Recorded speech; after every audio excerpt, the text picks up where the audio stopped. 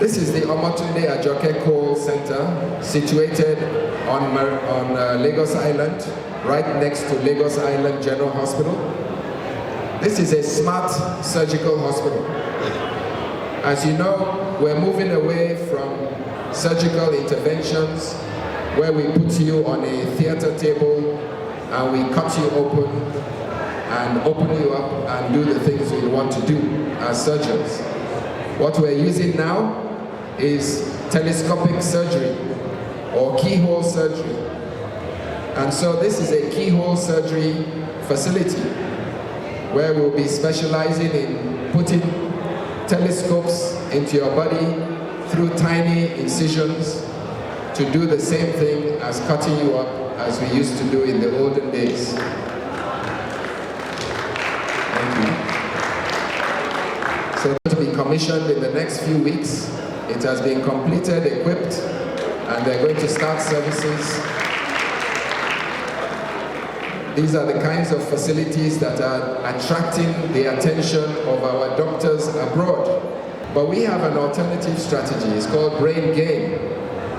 And these are the kinds of facilities that will activate brain gain.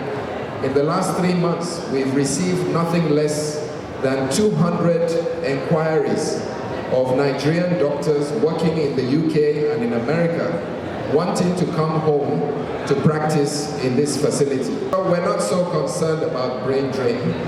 It is obviously an issue, but it is better to focus on brain gain and complete the cycle. Let our doctors go out and gain specialist skills, but create the opportunity for them to come home and practice those specialist skills.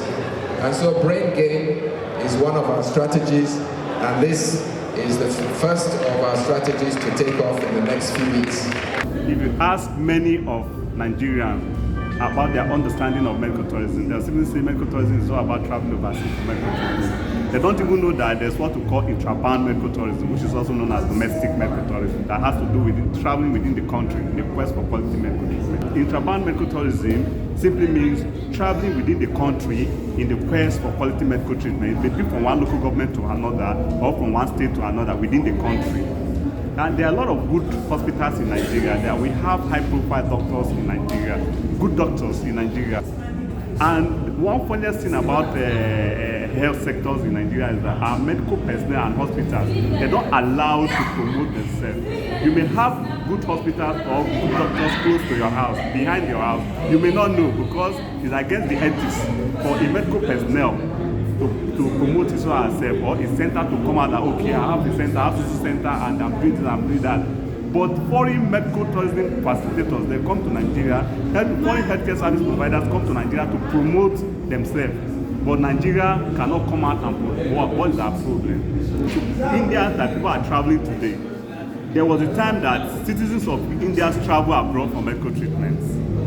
But now you see that citizens of Indians, they receive treatment in their home country, they don't go out. And there's one thing I want you to know in this business. There are driving factors for medical tourism, and there are 7. The driving factors for medical tourism are 1, availability of treatment, 2, accessibility of treatment, then affordability of treatment. Now let me start by explaining from availability. What do I mean by availability? Where patient is residing, if there is no center that can provide solution to the health challenge of the patient cannot stay and die.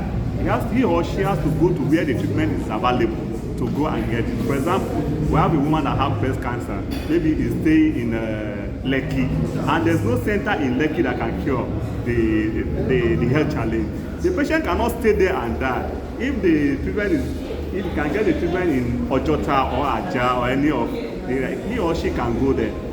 Now, we are talking of cost of treatment, which is affordability. Even though the treatment is available and the cost of treatment is high, the patient has to go to where the treatment is available and affordable to go and get. Then accessibility of treatment. Even though the treatment is available, it's affordable and it's not accessible, I'm talking of waiting time, the procedure to get the treatment done. So if the procedure will take a long period of time, the patient has his money, he can go to where the treatment is available affordable and accessible. At times, some patients don't even look at the cost. They have their money to spend. So is the treatment available and is it accessible? If it's accessible, they don't even mind the cost. They go to where the treatment is available, accessible to go and get it. Then we're talking of acceptability of treatment. There are some countries or some places that particular treatment is banned. For example, you go to some country, organ transplant is not allowed to be done. Then we are talking of trust. The trust is one of the important things is what we are even lacking in Nigeria. Many of our medical personnel, when they have chronic diseases, especially high profile, they travel abroad for medical treatment because the trust is not there. And because of that trust, many of our high profile, many of our top government officials, they don't want to receive treatment here because of the trust. Especially our politicians. They even think that their opponent can even use them, some of our medical personnel against them. Now we're talking of attitude of some of our medical personnel towards patients. There's nothing to write them about. If you go to some center in Nigeria, the way some of the healthcare service providers treat their patient is unfair, is uncalled for, and there's nothing to write them about. That alone can even make people to go to where they'll treat them with respect because they have their money to spend for their health.